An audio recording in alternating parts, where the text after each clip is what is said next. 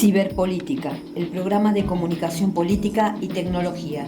Consultores académicos y referentes políticos reflexionan sobre los desafíos del ecosistema digital y su impacto social.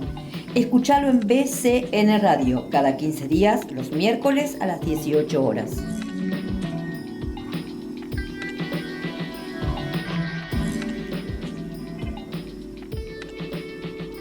Bueno, hola, ¿qué tal? Buenas tardes, acá estamos otra vez otro miércoles. Denise, ¿cómo te va? Muy bien, ¿cómo estás, Rocío? Qué Bien. lindo día que nos tocó hoy. Ay, sí, hace un frío el día de hoy. Le mandamos un saludo a Sonia, ¿sí? Que hoy nos ha faltado Sonia. Espero que pueda estar bien tapadita al menos, ¿no? Sí, tal cual, no como nosotras que vinimos a poner el pecho al día de hoy con Bueno, tampoco es menos un pase, armadura. tampoco es un pase de factura, ¿no, Sonia? Bueno, hoy es un día para nosotras muy especial y muy particular, para mí particularmente porque tenemos un invitado que es un verdadero honor, ¿sí?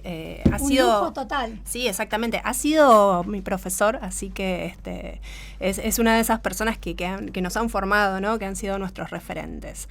Él es doctor en comunicación pública y licenciado en publicidad, presidente de la Asociación Argentina de Consultores Políticos, ASACOP, dirige el doctorado en comunicación de la UCA, donde también además es profesor e investigador, autor de unos tantos libros y además muchos muy actuales que también seguramente vamos a hablar de eso. Ha enseñado en universidades de España, Estados Unidos, ha ganado los premios ICON, que son un ícono en el mundo de la comunicación. Y bueno, le damos la bienvenida al profesor Federico Rey Lennon. Hola, sí, recién sí. Estoy muteado, sí. Como pasa siempre. ¿Ahora me escuchan? Ahora sí, ahora sí. ¿Cómo está Federico? Bien, muy bien, muy bien. Un gusto enorme reencontrarme y poder participar del programa. Muchas gracias. Bueno, nosotras hemos tenido el placer de escucharte la semana pasada en la Cumbre de Comunicación Política, ¿sí? Y debo decirlo, creo que en esto Denise me va a acompañar. Tu exposición ha sido una de las exposiciones que más nos ha dejado para reflexionar, ¿sí? De las que más hemos comentado también. Y así que bueno, por eso agradecerte y sobre todo porque vos hablaste de responsabilidad al comienzo de tu exposición. Hablaste también, no solamente de la responsabilidad que deben tener los actores políticos, sino también los consultores. Y en este sentido, preguntarte, vos comentaste que actualmente hay pérdida del valor de la verdad, ¿sí? Y que esto se reemplaza por lo verosímil. Y cito una parte que dijiste, lo verosímil del mundo digital se carga la verdad. ¿Cuánto hay de responsabilidad en esto de los consultores o asesores en comunicación en el desarrollo de las campañas electorales? Bien, entonces decía, la verosimilitud. ¿Pero por qué tiene que ver esto importante? Porque creo que es una de las consecuencias que quizás no vemos tanto de la digitalización y de las redes sociales, y donde ya no importa tanto la verdad, sino que parezca verdadero, ¿no?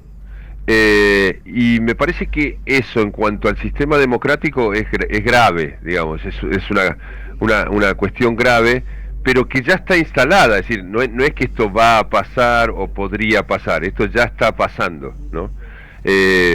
Entonces, es algo que a mí me interesa mucho. Es decir, cuando nosotros escuchábamos a Jenkins, por ejemplo, a principios del siglo XX, hablar de las redes sociales, parecía todo maravilloso. Y se hablaba mucho de la democratización de la comunicación. Lo recordarán porque seguramente lo habrán leído. Cuando empezamos a avanzar en estos 25 años, lo que estamos viendo es que esa democratización de la comunicación en realidad trajo un montón de otros problemas concomitantes que nosotros no veíamos. Primero, claramente que las redes sociales se privatizaron y ya no son de la gente, digamos, por decirlo de alguna manera. Y en segundo lugar, que proliferan las desinformaciones, las fake news, el decir, digamos, la opinión por sobre la evidencia. Entonces todo eso es lo que empieza a cercenar la verdad y a transformar este en un campo de lo verosímil. Entonces, es interesante porque evidentemente tiene mucha incidencia en el mundo que podríamos llamarle real o en el mundo offline, ¿no? digo, nuestro presidente actual es una consecuencia de ello, es decir, gran parte de su campaña se debe a un muy buen manejo de los medios digitales, ¿no? Pero si vos me decís qué solución hay con eso, y yo creo que ahí de vuelta las soluciones son lentas, ese es el problema, ¿no?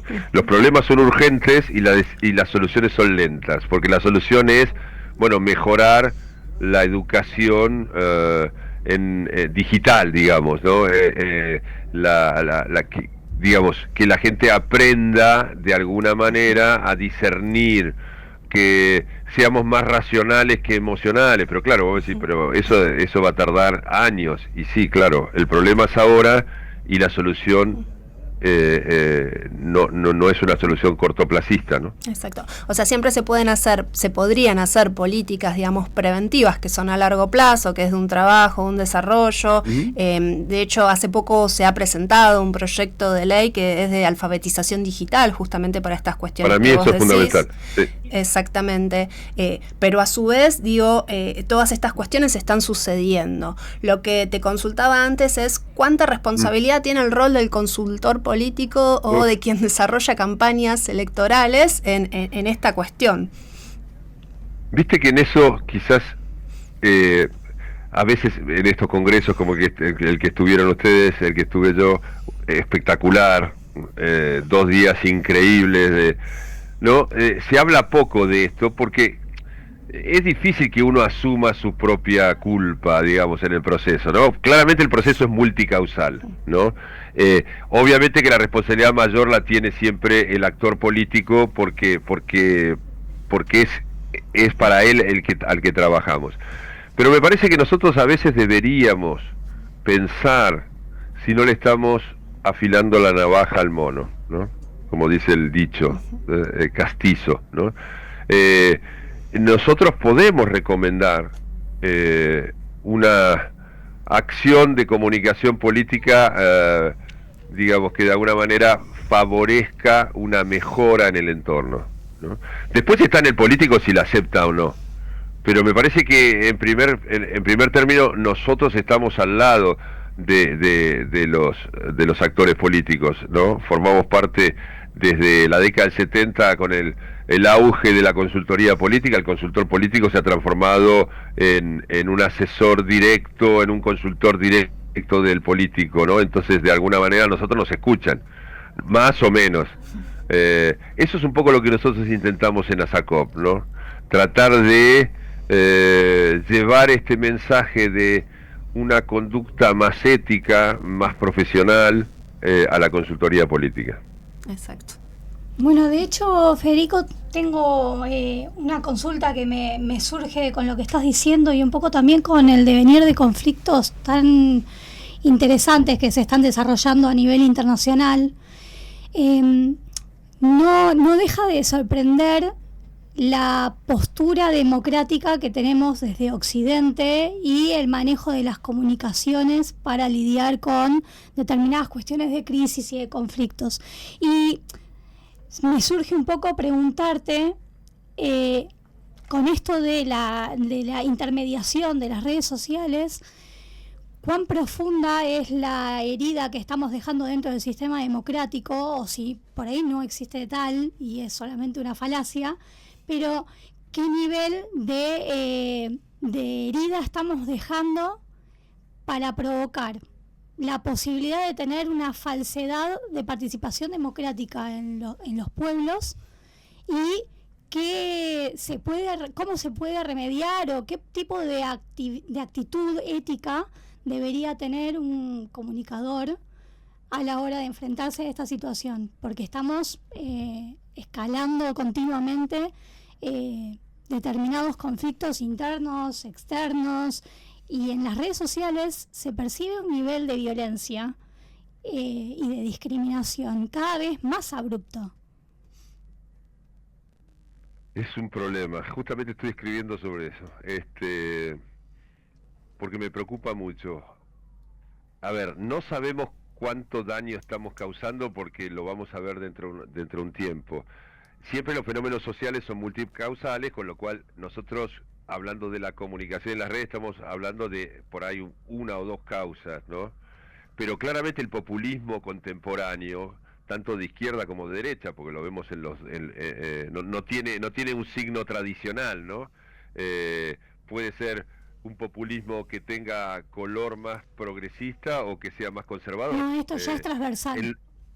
Es transversal. En cualquiera de los dos casos hay una trivialización de la política, y la comunicación pasa a ser algo absolutamente coyuntural, ¿no? Y nosotros y ellos como una especie de máxima de la comunicación política, ¿no? Siempre plantear el conflicto, ¿no?, entre nosotros y los que no son como nosotros. Sí, los antagonismos. Eso lo podemos ver tanto en Europa como en Estados Unidos, como en Latinoamérica.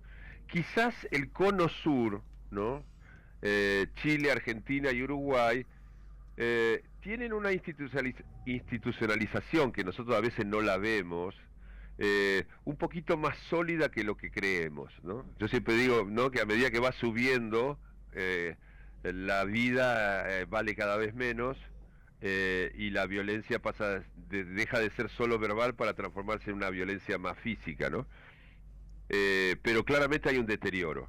El otro día, bueno, en la cumbre mundial, Pato Russo, en su charla, que fue una de las últimas que hubo, marcaba un dato que me pareció, al menos a mí me llamó poderosamente la atención, y es ver como muchos chicos más jóvenes, hablamos de generación Z, ante el planteo de la libertad o el bienestar, ¿no?, no veían con malos ojos el modelo chino, que es un modelo de capitalismo con autocracia, ¿no? Entonces, esas son las cosas que vos no ves, pero están allí subyacentes. O sea, de alguna manera nosotros estamos generando una respuesta que para Occidente no es lo ideal.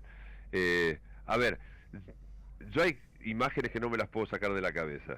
Yo ver la imagen de la toma del Capitolio por una persona totalmente enajenada, con un sombrero con cuernos, ¿no?, saltando las vallas y destruyendo el Capitolio, que para nosotros es el símbolo de la democracia moderna, ¿no? 1776, o sea, a ver, para alguien que es demócrata tiene que ser algo muy fuerte, no puede pasar desapercibido, ¿entendés? Entonces, digo, ese deterioro de alguna manera ya está ocurriendo. En nuestras formas, lo que vos decías, las redes sociales, está bien, son una caja de resonancia que resuena demasiado alto, y no siempre el mundo offline es igual, pero está mostrando una cierta violencia que no es lo mejor para la democracia. Cada vez es más difícil generar consensos, y el consenso es la base de la democracia. Entonces, si yo exacerbo el nosotros y ellos todo el tiempo, ¿cómo después voy a poder negociar con vos? Si yo te denigro, si te deshumanizo, como el otro día pasó en el propio Congreso, ¿no? Si yo te deshumanizo en mi discurso, después es muy difícil que nos sentemos a conversar para lograr una política pública juntos, ¿no? Y la base de la democracia es el consenso. La base de la democracia es el disenso y el consenso. O sea, pensamos diferentes, pero en algún punto nos vamos a poner de acuerdo para el bien de todos, ¿no? Y me parece que no vamos por ese camino. Bueno, nosotros que estudiamos estos temas y que también estudiamos y vemos las formas de cómo gestionar estos consensos, de cómo administrar los disensos, a su vez, y esto me parece un poco contradictorio, estamos un poco fascinados con cómo implementar, por ejemplo, el microtargeting, ¿sí? Decimos, la microsegmentación, qué bueno, qué útil que es para llegarle a una persona con el mensaje totalmente individualizado.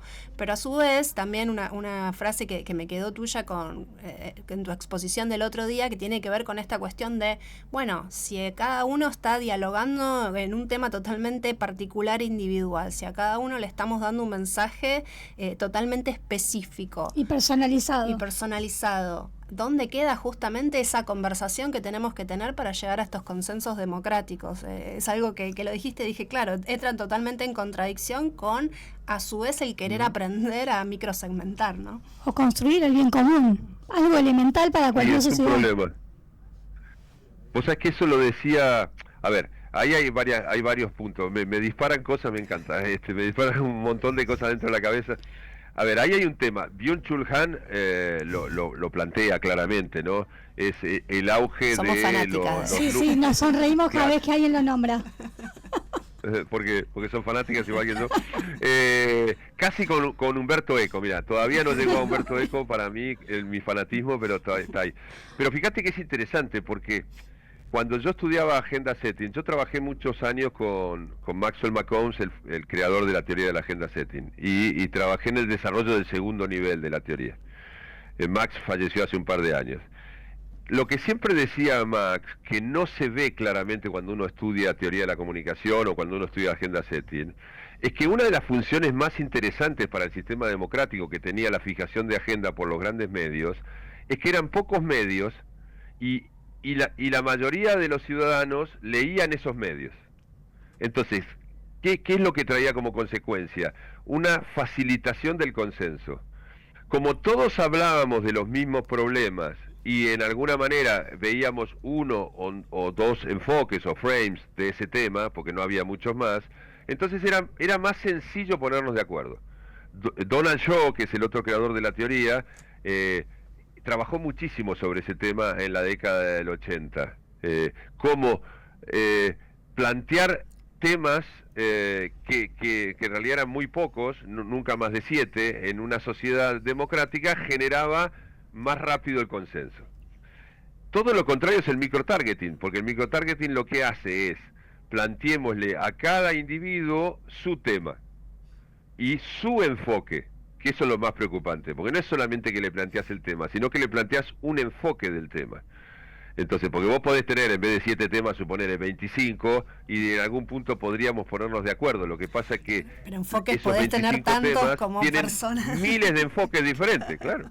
Fíjate, sin ir más lejos, digo, todo el mundo pone el famoso Brexit y qué sé yo, pero el Brexit fue la punta del iceberg de lo que se venía, ¿no? En realidad, no hay un... Fíjate que es interesante porque el problema ético ahí no está tanto... Bueno, está en la mentira, que yo te presente un hecho o un enfoque que fuera falso, pero yo te podría plantear un hecho o un enfoque que no es falso y también estoy yendo en contra del consenso. Que eso es lo más preocupante. Porque si yo te estoy mintiendo, bueno, claramente, éticamente te censuro porque estás mintiendo, ¿no? Hay una normativa, hay una ley, está el derecho penal, o sea, de alguna manera allí tienes un problema. Pero si yo no te estoy mintiendo, simplemente te estoy dando un punto de vista diferente, el problema es que si yo doy 16.000 puntos de vista diferentes en una sociedad como la Argentina, es muy difícil después ponernos de acuerdo. Por esa cuestión ya sabemos de que se generan burbujas, de que nos vamos alimentando de lo que el algoritmo nos alimenta, que es otro más igual a mí, ¿no? Y entonces se hace muy difícil el consenso. Contrariamente a lo que pensábamos, ¿no? El hecho de haber tenido 4 o 5 grandes medios que nos alimentaban de información y que todavía, como eran empresas periodísticas, tenían cierta ética, digamos, tampoco vamos a fantasear, pero cierta ética periodística, de alguna manera nos ayudaba a generar más rápido los consensos. Claro, uno alineaba y sabía perfectamente el periodista qué línea editorial iba a tener. Claro, además conocíamos mucho más, eso es cierto lo que decís, era más sencillo saber desde qué marco conceptual me estabas hablando. Hoy es más difícil en algún punto. Obviamente que sí, detectamos los gordodan que van por la vida y los gelatina que van por la vida, más o menos, pero hay un montón de microinfluencers, hay otros canales por los que circula la información en redes sociales donde se mimetiza mucho más el origen de la información, ¿no?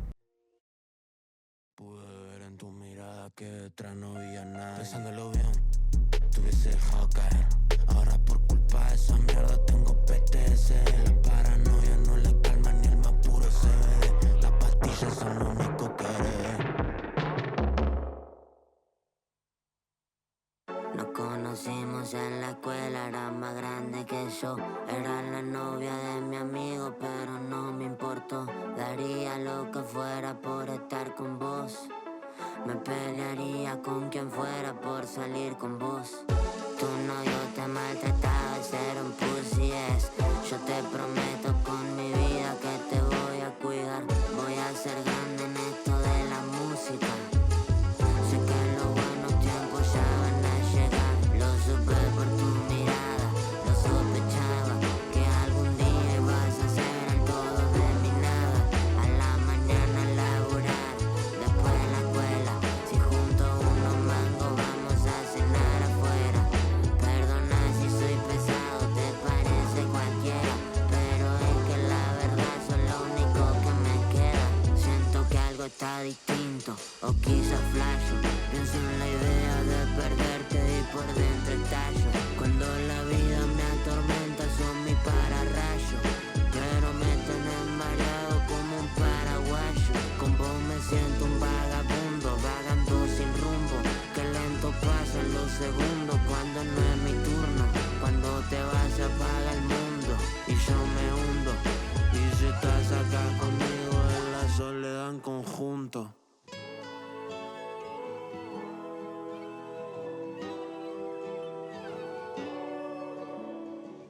Me está volviendo loco, me está volviendo loco, me está volviendo loco, me está volviendo loco, me está volviendo loco, me está volviendo loco. De hecho, me pregunto con lo que comentás, ¿dónde queda también el ciudadano en esta mutación constante que tiene la comunicación y el microtargeting?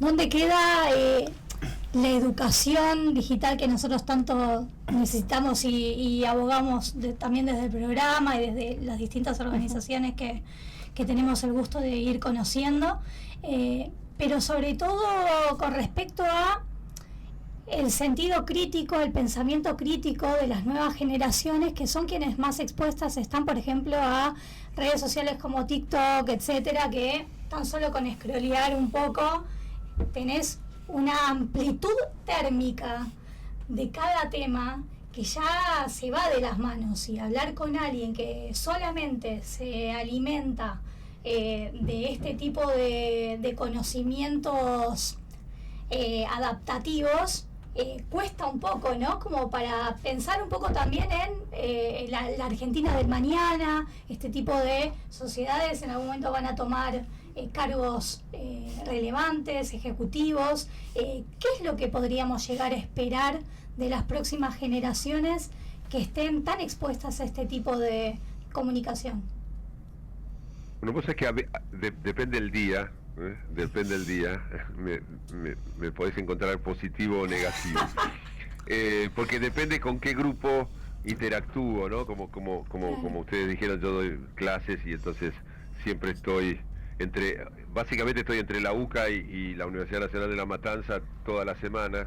Yo doy 4 por 1, ¿no? Hay 4 días de la semana que estoy siempre dando clases y uno que descanso. Entonces, a veces me encuentro con grupos.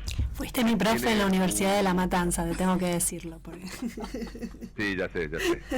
Por eso la nombré, porque como no la había nombrado, digo, bueno, Matanza es Nos van a acusar de chorulaje, Rocío, por favor. No, tengo un corazón, tengo un lugar especial en el corazón es por un lugar La Matanza de pertenencia.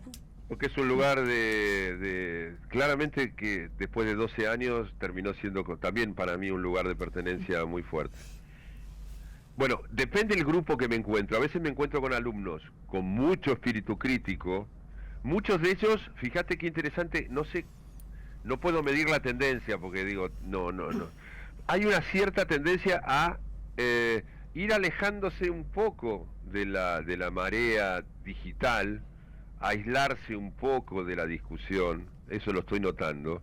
O sea, usan las redes menos para informarse, menos para discutir, empiezan a generar otros espacios de intercambio.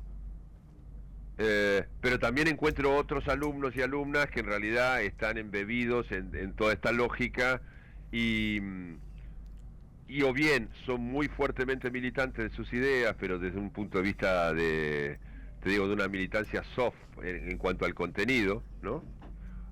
O viven en una nube, ¿no? O sea, viven alejados de la problemática y lo único que les interesa es el self, que es otra de las características actuales, ¿no?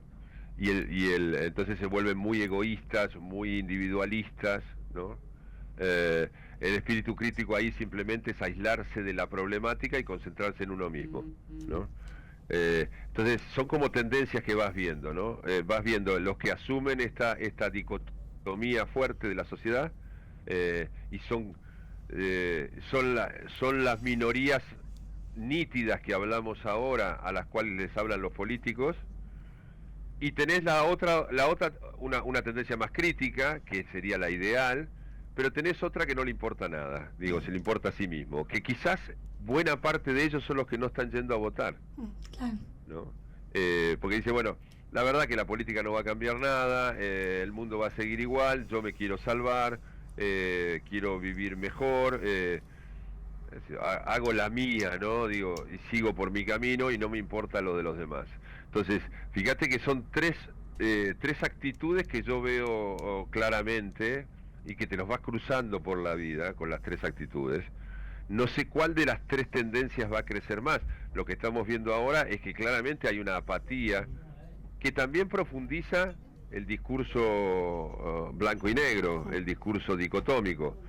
Porque fíjate que cuando nosotros hacíamos campañas electorales hace 20 años atrás, ¿qué decían los manuales? ¿Qué decían los grandes consultores? Vamos al centro, porque en el centro está la mayoría de la población. Porque en ese centro que es más independiente, que es más crítico, que no tiene una ideología nítida, yo puedo captar votos. Hoy ese centro no está yendo a votar. Entonces, ¿qué pasa? Como ese centro no va a votar, yo me tengo que correr a alguno de los extremos.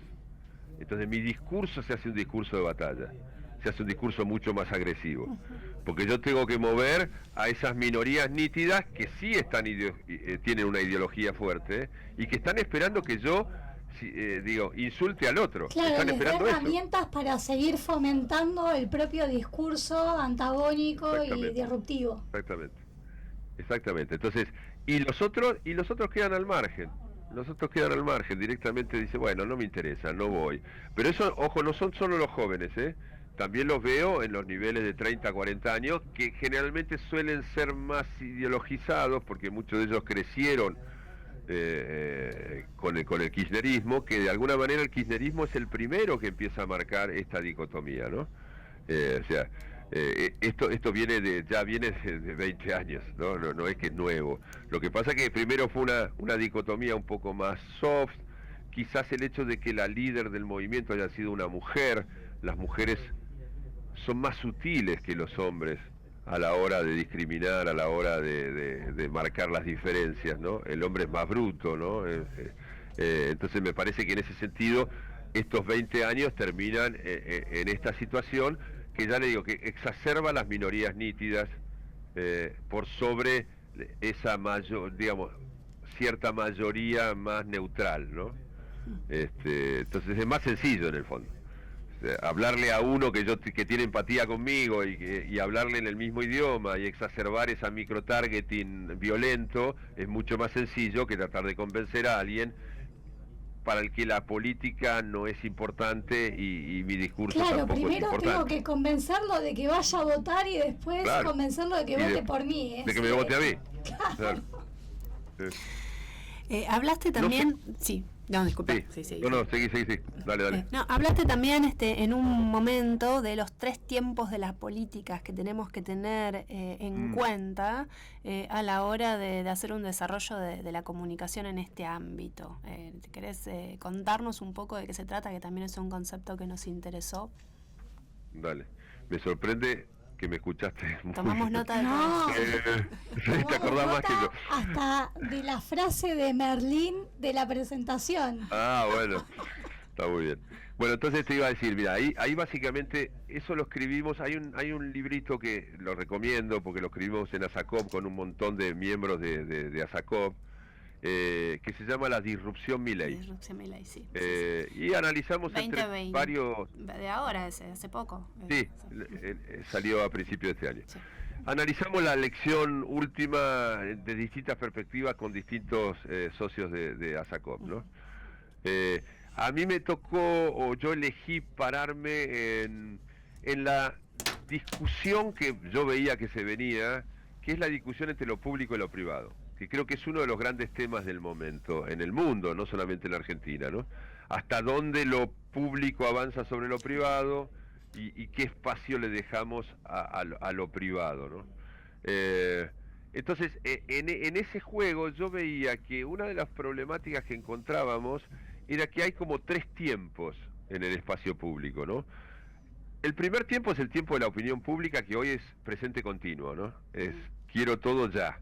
Y ya no hay una perspectiva ni de pasado ni de futuro, sino que la solución la quiero ahora.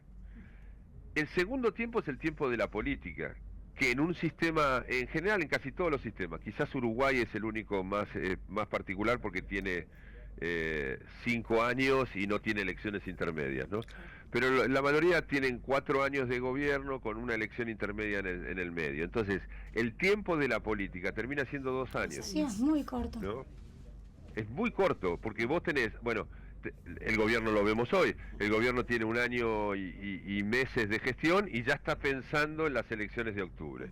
Entonces, hay una especie de parálisis en las decisiones a la luz de la elección intermedia. Que de y hecho, cuando la elección lo percibimos sí. también en la comunicación que tienen, ¿no? Porque nunca parecieran dejar la comunicación electoral para pasar a la de gestión. Claro. Y cuando pareciera que quizá puede mutar un poco, ya le agarran las siguientes elecciones. Y va a pasar lo mismo, que es peor todavía, porque la del mediano término por un momento no es tan relevante para la gestión del gobierno. En este caso sí, porque es un gobierno que asumió con muy poca representación legislativa, pero la del 2027, que está a la vuelta de la esquina, va a ser muy grave. Entonces, me acuerdo que eso se lo copié a Roberto Stark, que es un gran consultor político, ¿no? Que decía parálisis, el año de la parálisis política, ¿no? Que decía que era justamente el 4º año, porque ya en mayo vamos a estar pensando en la sucesión de Milei, la oposición se va a tener que reestructurar, entonces empezamos a tener graves problemas para, por ejemplo, generar políticas legislativas o grandes o algún cambio sustancial. Ahora bien, el tercer tiempo es el tiempo del privado, el tiempo de la inversión privada, el tiempo de la empresa privada, que no es menor a 10 años. Claro. O sea, no hay ninguna inversión mediana que se plantea menos de 10 años. Entonces vos tenés presente continuo, 2 años y 10 años. Entonces, ya desde la mesa de negociación de los asuntos públicos, se hace muy complejo negociar con 3 personas, digamos, con 3 actores, no son personas, con 3 actores que están planteando necesidades sí, a cortísimo plazo, a mediano plazo y a largo plazo. Entonces es muy difícil. Entonces, por ejemplo, eso lo vemos en los últimos 3 gobiernos, o los últimos gobiernos de los 3 partidos, ¿no? Les pasó exactamente lo mismo, todos esperando que llegue una cierta inversión, pero vos no generás las condiciones para que esa inversión llegue, porque esa inversión necesita que vos le asegures 10 años por lo menos de previsibilidad, de coherencia. Sí. Entonces se hace muy complejo. Exactamente. Sí. Ahora, ¿dónde queda la representación justamente en esta como dislocación de los 3 tiempos? Y pienso, ¿es posible una representación, digamos, que satisfaga las necesidades cortoplacistas? Porque si las necesidades de la ciudadanía, de la sociedad, son a corto plazo, porque son, que se salden las necesidades inmediatas, tiene toda la lógica, ¿no? Que estas demandas ¿Sí? Sean lo antes posible saldadas. Pero a su vez la política tiene otros tiempos y las instituciones o las organizaciones son a largo plazo. Antes hablábamos de esta cuestión de, generar políticas que sean preventivas, que se construyen, ¿no?, a largo plazo, pero a su vez la obligación, digamos, de tratar de dar respuestas inmediatas, como que las dos cosas sean parte de una planificación y que vayan a acorde. ¿Lo ves posible a eso hoy o está todo roto? Bueno, fíjate que el populismo contemporáneo tiene una de sus raíces acá, porque entonces yo qué hago, yo genero políticas de cortísimo plazo, que no van a solucionar el mediano y el largo plazo, pero que pueden aparecer a los ojos de la ciudadanía como una solución paliativa, pero son paliativos. Claro, un plan El problema platita. del país, claro, Un plan platita. exactamente, plan platita. Entonces, el problema de países como el nuestro, donde la economía está destruida desde los últimos 40 años, digamos, ¿no? A ver, es difícil, ¿no? Porque en el fondo vos decís un chico joven hoy, chico de 20 años, ¿qué te va a decir? Mira, Federico, con la democracia no se comió, no se educó, ¿no? No, me voy afuera. Me voy afuera o me hago agnóstico de la política, digamos, por decirlo de alguna manera, ¿no? Es decir, porque la verdad que entonces, ¿qué pasa? Es tan acuciante la necesidad económica que vos fíjate que en los últimos 40 años los gobiernos casi todos lo que plantearon es tratar de solucionar lo económico en el corto plazo y se hundieron justamente por esa misma razón, ¿no? Porque no pudieron subsanar lo económico en el corto plazo. Quizás tuvimos 2 periodos muy cortos, uno podría decir segunda presidencia o sea, el fin de la primera presidencia y principio de la segunda presidencia de Carlos Menem, con una falsa estabilidad, pero hubo una estabilidad, y el gobierno de Néstor Kirchner, ¿no? Que fueron 4 años de una cierta estabilidad. Fuera de esos procesos, hemos tenido una acuciante malestar económico y social en la Argentina. Entonces es muy difícil plantear otra cosa, ¿no? Hoy tenemos, si vos decís, bueno, a nivel macroeconómico, a nivel macroeconómico tenemos una cierta estabilidad, pero que todavía no baja el escalón de la microeconomía, ¿no? Entonces ahí tenés ese problema. Entonces, ¿cómo vas a estar vos pensando en grandes inversiones o en modificaciones estructurales en la Argentina si lo acuciante es nuestros índices de pobreza, ¿no? Que está bien, como mejoraste determinadas variables, algo ha bajado, pero siguen siendo números horrorosos, ¿no? Es decir, a ver, porque uno dice, no, bueno, pero ahora no tenemos el 50%, tenemos el 38%, es decir, bueno, el 37%, lo que sea, 35%, sigue siendo horroroso, ¿no? Es decir, que 3 de cada 10 o 4 de cada 10 ciudadanos esté en la línea de pobreza, es grave, ¿no? Y cuando eso lo vemos en niños y adolescentes, sube el porcentaje. Entonces, me parece que entiendo la angustia que puede tener, supongamos,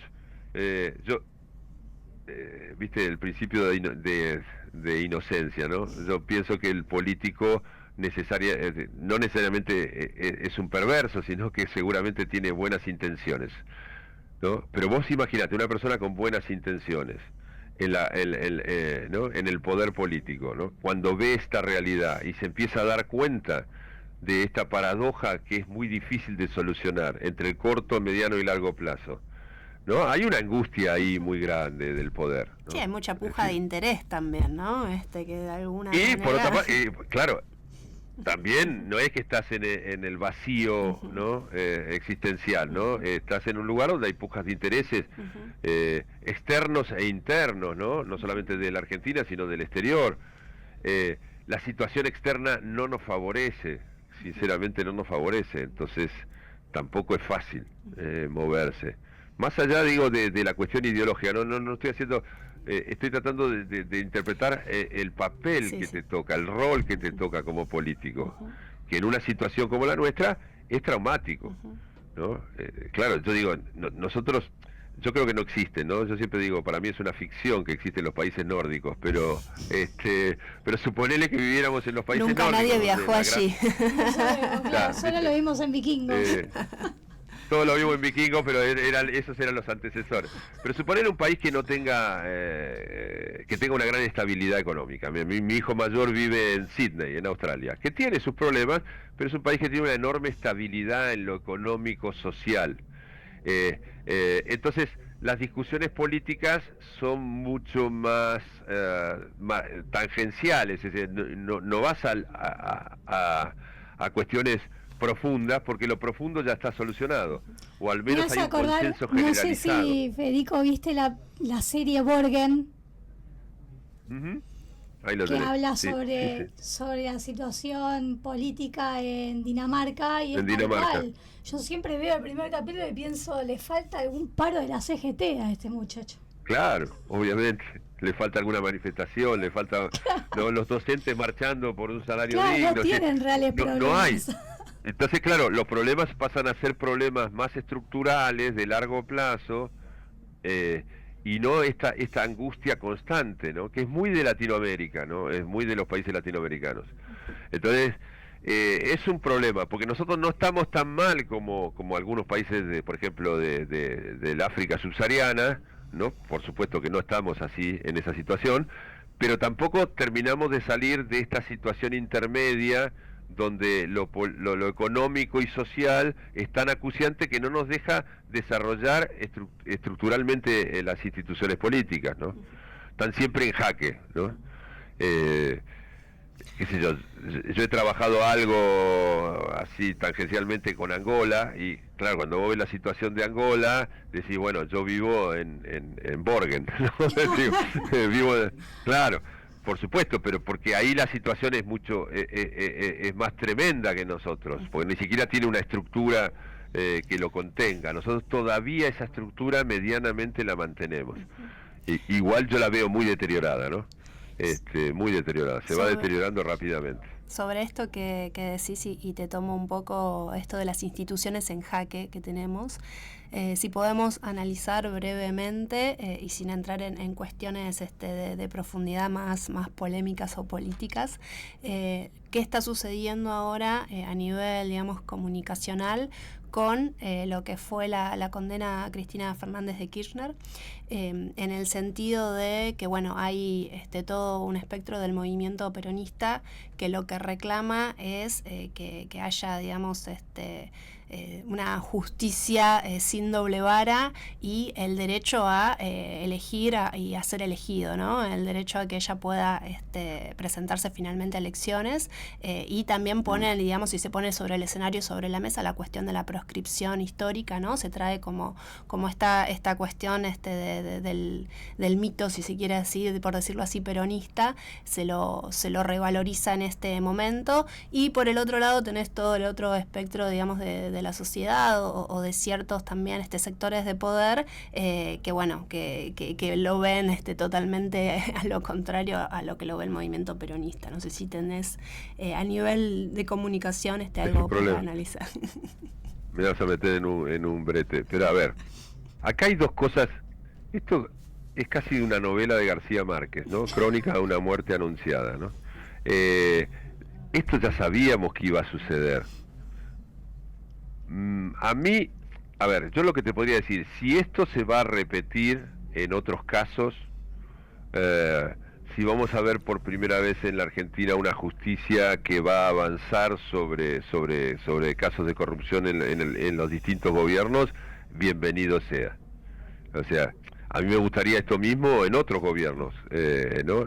Con otros actores políticos, no necesariamente con Cristina y el kirchnerismo, sino con otros actores políticos que hayan cometido ilícitos. A mí me encantaría eso. El problema que tiene estos casos, que son casos tan complejos de analizar, que suelen llegar tarde, ¿no? Ese es uno de los problemas, ¿no? O sea, se tarda muchos años en digamos, en que la justicia, que no es justamente... Tenés los tiempos de la justicia ahí también para agregar. Claro, no es la que tiene... Tiempos. Claro, y sobre todo... Pero ojo que esto también pasa en Europa, pasa... Yo viví varios años en España, lo he visto mucho en España. Ahora, si nosotros vamos a ver una justicia que va a empezar a moverse, uno de los graves problemas que nosotros tenemos siempre, históricamente, es la corrupción, desde nuestros orígenes, ¿no? La Argentina se crea alrededor del puerto de Buenos Aires, que justamente era un puerto donde la corrupción era la moneda corriente, ¿no? Yo lo veo bien, no veo que institucionalmente esté mal. Lo que pasa es que claramente llega en un momento muy crítico para el peronismo, el eje de la política dejó de ser Macri y Cristina, que fue durante muchos años el eje de la política, para aparecer Milei a interrumpir el eje. Entonces eso también comunicacionalmente trae un problema.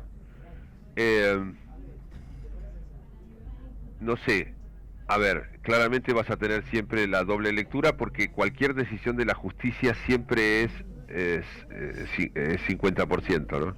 Es decir, alguien gana un juicio y alguien lo pierde.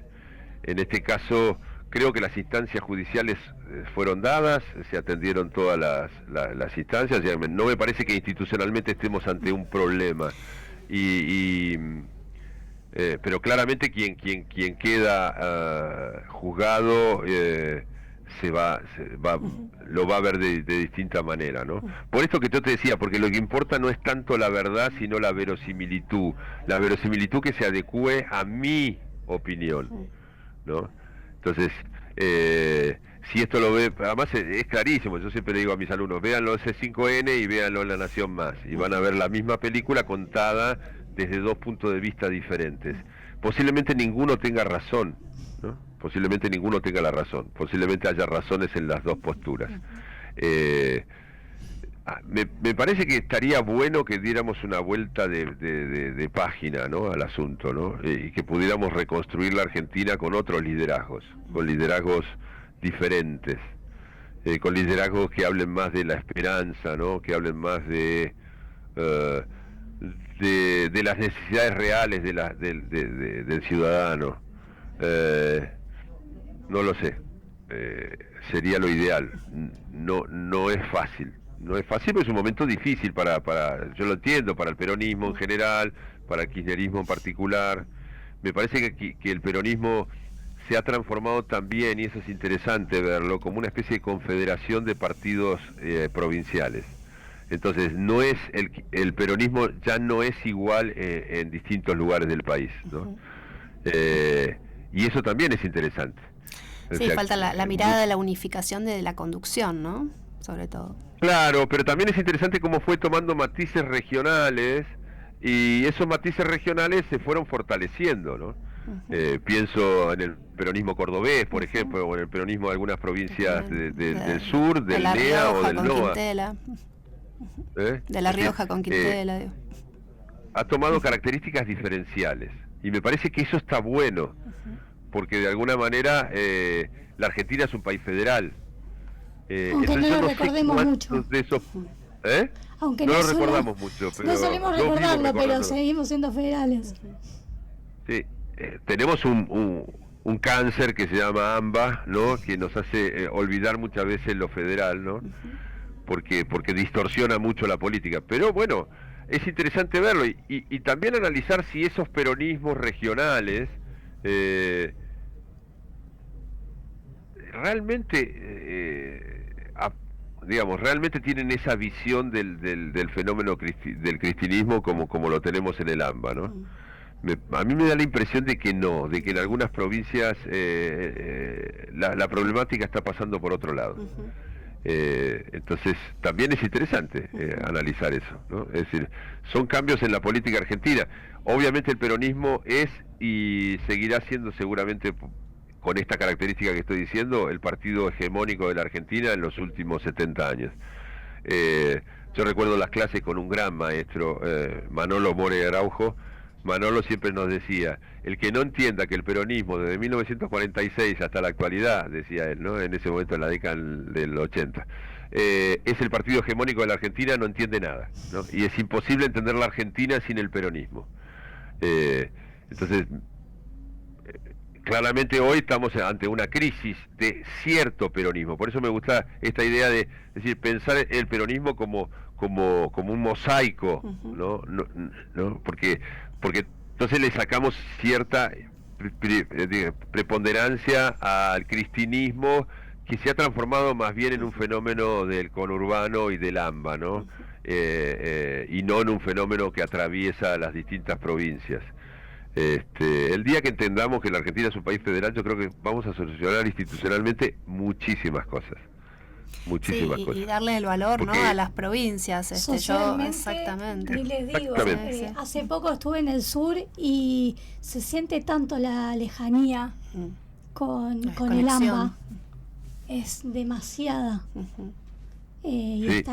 estaría bueno. Viste que cuando vas al tenerla interior, también. en las grandes ciudades te estoy hablando, no solamente en los pueblos, en las grandes ciudades, ¿no? El año pasado por ejemplo, estuve en Posadas, estuve en San Juan, estuve en Córdoba, y empezás a ver otra cuestión, ¿no? Es más, incluso encontrás gente que está mucho más feliz que nosotros, ¿eh? Gente que vive Viven una más realidad tranquilos, también más dura, serenos.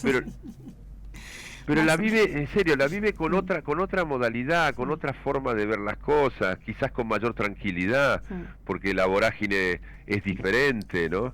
Y evidentemente sí, eso sí lo estamos viendo en estos años, en este primer periodo del gobierno de Milei, el crecimiento también es muy desparejo. O sea, no estamos teniendo una Argentina que está creciendo homogéneamente, sino estamos viendo una Argentina que está creciendo muy heterogéneamente. Entonces estamos viendo regiones que sí están creciendo, y están creciendo muy rápido. Piensen ustedes en Neuquén, como ya está entre las 5 provincias con un PBI más alto, o lo que va a ser San Juan en los próximos años, ¿no? Vas a tener crecimientos impresionantes, y en otros casos vas a ver provincias que en realidad no están creciendo o incluso están decreciendo, ¿no? Entonces también me parece que esa manera de mirar también la Argentina como un gran mosaico y no como una gran unidad. Lo que pasa es, claro, vos pensás lo que pasa con los medios hegemónicos nuestros, están todos en Capital Federal o y mostrando el AMBA, entonces... Por eso la preponderancia persona de las elecciones de Cava, ¿no? A nivel nacional, estaban como todos los focos puestos Claro, vos en decís, la las elecciones de legislatura. Cava, decís, bueno, es una municipalidad grande. A ver, muchachos, llamémosle, ¿no? Claro, ¿qué es la Ciudad de Buenos Aires? Una municipalidad grandota, ¿no? No estamos hablando de una provincia con las complejidades de producción que puede tener, no sé, incluso te digo, una provincia chica como Catamarca, ¿no? Que estás hablando de una municipalidad, es un municipio enorme, gigantesco, uno de los más grandes del mundo, pero es un municipio. Entonces la preocupación es la vereda, la limpieza, las plazas, ¿no? Entonces, vos decís, el tipo que está en Catamarca te dice, mirá, nuestras preocupaciones son mucho mayores. El olor a Tenemos pis era. generar el olor a pis, ¿no? Es decir, fíjate, ¿no? Muy interesante eso, ¿no? Entonces, eso es lo que te muestra por ahí los grandes medios de la capital. Y el tipo que está en el interior te dice, che, muchachos, pero ¿de qué estamos hablando? Sí, poco se habla de la coparticipación, digo, ¿no? De cuestiones que son importantes para las provincias, ¿no? Sí. Ese es un temazo. Y fíjate otra cosa muy interesante que por ahora nos favorece, pero que en algún momento va a haber que cambiarlo. En el Congreso nosotros no hemos modificado la integración de la Cámara de Diputados de acuerdo a los últimos censos. Entonces digo, si yo actualizaría la Cámara de Diputados de acuerdo a los últimos censos, cosa que deberíamos hacerlo. Provincias que están subrepresentadas. Exactamente, entonces tendríamos más diputados de provincia de Buenos Aires posiblemente y de Cava que los que tenemos hoy. ¿No? Entonces, digo, por ahora ese no cumplimiento de la ley nos favorece, ¿no? Pero me parece que es interesante. De hecho, ¿sabes dónde se notó mucho nuestra República Federal durante la pandemia? ¿No? Nosotros vimos en los medios representada la crisis de la pandemia en el AMBA, pero no vimos la pandemia en las provincias del interior. Y hubo muchas provincias en el interior donde la gente no vivió la pandemia como la vivimos nosotros, con esa angustia, con ese encierro, ¿no? El hacinamiento que hay acá. Obviamente. Claro. Y además porque muchas provincias no acataron la normativa nacional de encierro, entonces la gente salía más, tuvieron menos enfermedades posteriores, ¿no? Es decir, menos estrés, bueno, entonces me parece que eso es interesante. Nosotros en ASACOP hacemos un esfuerzo enorme porque nuestra asociación sea realmente federal, ¿no? Entonces, de hecho la tenemos dividida por regiones, justamente para evitar ese centralismo del AMBA, que claramente es lógico, porque somos la mayoría de los consultores son del AMBA, pero hay otras cuestiones que hay que atender, ¿no? Otras realidades. Y me parece que cuanto más hagamos por eso, yo creo que mejor va a ser para el país. Para cerrar, entonces, Federico, sí. Lo que te queríamos preguntar es porque la presidencia de ASACOP, entiendo que la asumiste este año, ¿es así? Sí, comenzaste este año, este periodo. ¿Cuáles son los nuevos desafíos que tu impronta ahí va a ponerle a esto? Mira, una cosa que tenemos en ASACOP en general, en algunos momentos no se cumplió porque uno tiene que definirlo, ¿no? Pero digo, el vicepresidente pasa a ser presidente, ¿no? O se propone como presidente y después es elegido. Como yo fui el vicepresidente en la gestión anterior con Maxi Aguiar, un poco es seguir alguna de las cosas que hicimos. Una es esta idea de regionalización, o sea, de escuchar las distintas voces de la Argentina federal, ¿no? La otra cuestión que a mí me preocupa, digamos, es generar una mayor calidad, no tanto cantidad, sino calidad, ¿no? Estas asociaciones profesionales lo que apuntan es justamente la profesionalización y como decíamos, y a generar una conciencia ética en la profesión. Ese podría ser otro desafío, ¿no? Y el tercero, me parece a mí, es algo que yo traje a SACOP, es la idea de los asuntos públicos, es decir, que los consultores políticos también pueden asesorar y ser útiles en las empresas para todo lo que es la vinculación público-privado, ¿no? Que esa visión a veces las otras profesiones no la tienen tan clara como la que podríamos tener nosotros que nos dedicamos a la comunicación política. Entonces también me parece que ese es un aspecto nuevo de ASACOP, es decir, no solamente pensar en campañas electorales o en medición de opinión pública ni comunicación de gobierno, sino también pensar que hay toda una comunicación en el sector privado que también necesita de la mirada de un consultor político. Bueno, ahí nos tendrás entonces en ASACOP, porque estábamos pensando ya con Denise, y sobre todo tratando de aportar lo que podamos al tema de asuntos públicos, porque es algo de lo que más nos gusta, así que la profesionalización sea bienvenida en este ámbito. Muy bien, muy bien. Fue un placer. Muy bien. Muchísimas gracias por tu tiempo. Muchas gracias, Federico, por muchísimas gracias. todo lo que aprendimos en el día de hoy. Y seguimos tomando nota, además. Sí, tal cual. Me han hecho pensar y eso está buenísimo. Bueno, vos a nosotras el otro día y hoy. Así que bueno, muchas gracias. Muy amable, bueno, profesor, profe. Y bueno, nos vemos, ahora sí, cerramos, nos vemos el miércoles que viene. Nos vemos, nos vamos pensando mucho en una nueva ética comunicacional, que es lo que nos plantea el profesor Ray Lennon. Y nos vemos entonces la semana que viene. Exacto. Seamos responsables, por favor.